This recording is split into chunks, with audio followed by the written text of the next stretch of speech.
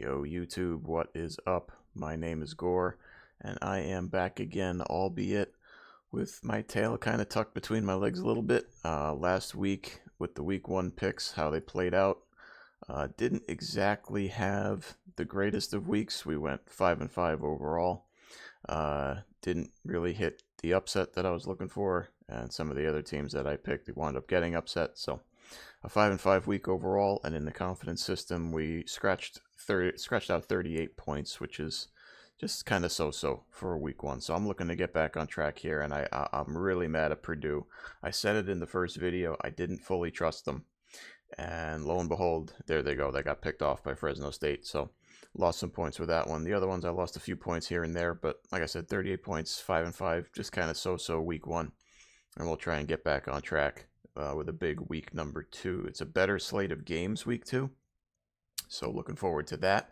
I've got some ranked matchups and some tricky road games, I think, that might give some teams some problems. So without further ado, we're just going to get right into the picks, and then at the end of the video, I'm going to just give a call to a couple of other games that we're not picking in the ESPN confidence system, but I think might be interesting games as well. So we're going to start with where I think my 10-point game is going to be this week. And honestly, for me, it's going to be horns down.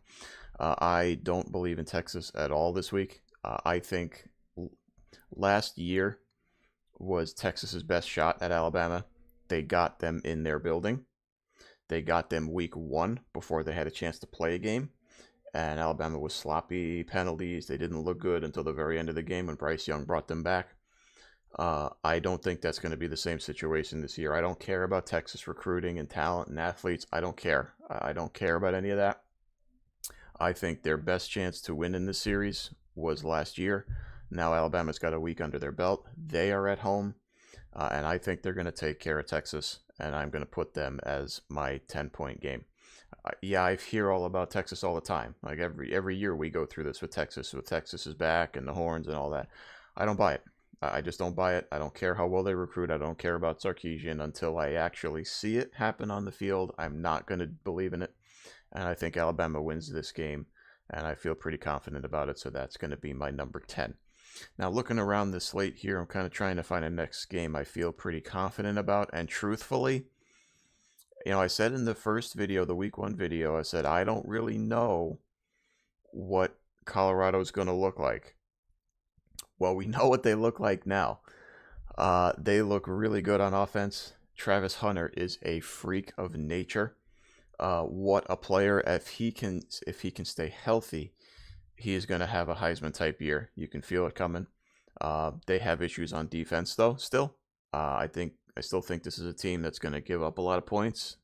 But the trade-off is they will be A, more entertaining to watch, and B, they will be able to put up points this year and not be inept. So I like Colorado at home, coming back home to probably a raucous environment now that they've seen them play a week and they got the win against TCU, no less. So I think Colorado is primed. And obviously, watching Nebraska last week, they struggled. Jeff Sims was atrocious, turning the ball over left and right. So I think Nebraska is going to have trouble in this game, and I like Colorado. So I'll put the 9 points there. With the Buffaloes and Coach Prime to get it done again. Then at that point for Colorado, it's like, well, you look at the rest of the schedule and who knows where they end up. It's amazing how things change in a week. Like I said, I still think they're going to have issues defensively, so I think that might catch up with them during the year. But I think they'll get off to a 2-0 start this coming Saturday against Nebraska. I think the next game for me, my 8-point game, and again, something I mentioned in one of my prior videos, I think Notre Dame, given Sam Hartman's health, is going to be a tough team to beat. They have some tough games coming up. They have some kind of games that could potentially put them in the playoff picture. Here they go on the road to NC State, which is always a tough place to play, I know. But I think they've got a quarterback now, like I say, and they're throwing it around, and they can play some defense. And I like Notre Dame to go into NC State. I know it's been a trap place to play at times before for some other teams, but I think Notre Dame is going to get it done here. And I think they will go to 3-0. and set themselves up for the games against USC and Clemson and Ohio State. So they have a real chance. And like I say, I'm not a Notre Dame guy. I'm not a Notre Dame enjoyer, but they do definitely have a chance, and their schedule really sets up well for them if they can win those games, obviously. So here's where it starts to get a little bit trickier. You start kind of getting into a little bit of the tougher games to call, but I think I'm going to go. Yeah, Texas Tech got trapped last week. They went to Wyoming, which is a lot tougher an environment than a lot of people think. People think, oh, it's Wyoming, whatever, some team in the Mountain West. Sleepy environment. It's not really a sleepy environment. It's a good environment to play football in there. They have a nice home field advantage. They've got the altitude. And Texas Tech went there, got off to a hot start, and then faded. Wyoming caught them and then beat them in actually a really good game, one of the better games of week one in double overtime. But now they come back home and they have Oregon, a team that's going to run it up on offense. So I think Texas Tech is in danger of dropping to 0-2 here. I'm going to take Oregon, put the 7 points on them. Tough go for Texas Tech, right? You really want to get off to that week one win before you get Oregon in your building, but I think they're going to drop to 0-2 here. Oregon, obviously, against garbage competition, but they put up all those points. I think they're just fine. The next game, I think where I'm going to go here, like I say, this is getting tougher, and like I know I have an idea of who I'm picking here, but it's getting tough to order them. I'm going to take Utah to beat Baylor, but this is the other one I'm going to throw. I'll put it as my 6-pointer, but Baylor inexplicably lost to Texas State last week. Now, I know Texas State's got the new head coach, and they've got this new offense thing going, but there's no way Baylor should be losing a game to Texas State at home week one. It just shouldn't happen. But it did, and now, like I say, now they have a ranked team coming into their building with the threat of falling to 0-2. So I think you could get, you get Baylor's best shot here this week. So I maybe there's a chance here, but I'm not going to go that direction. I know I got burned with Purdue last week. I'm going back to that well here this week. We'll see what happens with Utah and Baylor, but I think Utah, again, we'll check the health situation out of Cam Rising and Keithy, the tight end. Not sure what they're going to do, but the backups look pretty good. I mean, the Utah looked pretty good taking care of Florida last week at the beginning of the weekend slate of games. So I'll like Utah to go to 2-0, Baylor to drop to 0-2. You don't want to start the season going 0-2 when you need 6 for bowl eligibility. That puts you in a tough spot right away.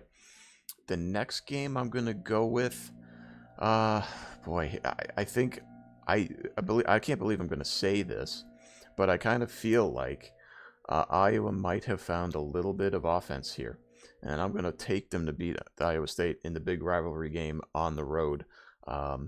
Iowa and offense usually don't go together at all, but Cade McNamara transferred in there.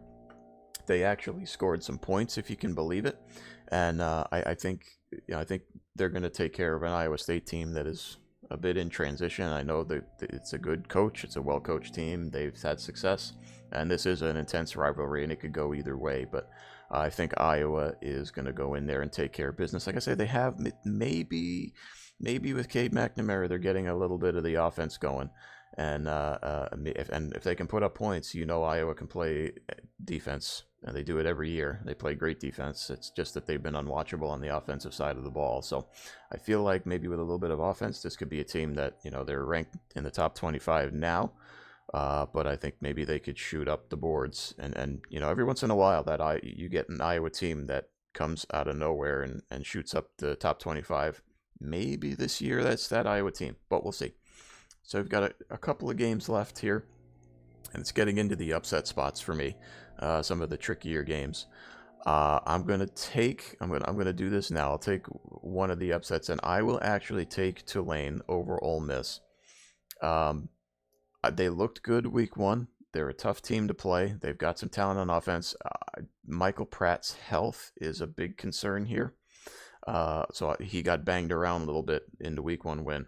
But if he's healthy and he can play, I think they are going to be a tough out for Ole Miss. And just like sometimes these picks for me, It's not just X's and O's. Like the Ole Miss athletic director was bitching before the season started about not getting a ticket allotment for this game, and in essence complaining that he couldn't essentially make this road game a home game. I was like, well, piss off! You're playing a road game. Get on the road and beat a team on the road. And so I think this would be a close game. I could see Ole Miss winning it. That's why I'm going to keep it down here as my 1 point game. But I will pick Tulane in the upset because I'm a believer in the coach and I'm a believer in the team. And Michael Pratt is a good player. So I like Tulane. And like I say, the Ole Miss AD shooting his mouth off. I just about not making a road game a home game. Just go pound sand. And I'll take Tulane in the upset. The other upset I'm going to take here. Neither of these two teams, Oklahoma State and Arizona State, neither looked very good last week. They both kind of struggled against competition they should be beaten up. So this game is kind of a what are you going to get kind of game. I'm going to go with Arizona State at home to beat Oklahoma State. I like Oklahoma State. I like Mike Gundy. I, in general, defer to them, but I don't know. There's just been so much turnover there now. It's all new. I'm gonna go with the home team, Arizona State. They've got the new regime in there. Obviously, Herm Edwards gone, issues, but they've got some offensive talent now, and I think maybe this might be a decent upset spot. So I'll try it, and I'll put the 2 points on Arizona State. That leaves us with 2 games left. I don't have great feels about either of them, although I think they're both pretty good games. I am going to go with Boise State at home against UCF. I know they got blitzed by Washington, but I remember in that first video I did say that Washington's going to be able to put up points on really anybody this year with that talent at quarterback and wide receiver. So I think maybe coming back home, Boise State kind of buttons it up a little bit. UCF kind of runs a similar wide open offense like that, and they can put up points too, but they're not at Washington's level. So I think this is a good spot here for Boise State coming off the bad loss to kind of button things up, come back home, and get the win over a UCS team that, again, plays similarly offensively. But I think with them getting the win week 1, Boise State kind of licking their wounds a little bit, and they don't want to start 0-2. Obviously, that's the common theme here in these picks. A couple of teams are in tough spots. You don't want to fall 0-2 to start the year. And I think Boise State will avoid that and beat UCF at home, which leaves this game. I've been waffling on this game for like 48 hours. I haven't really wanted to pick it, so I'm kind of just going to do it live with you guys here. I don't really... Texas A&M won this game last year, but it wasn't a pretty game.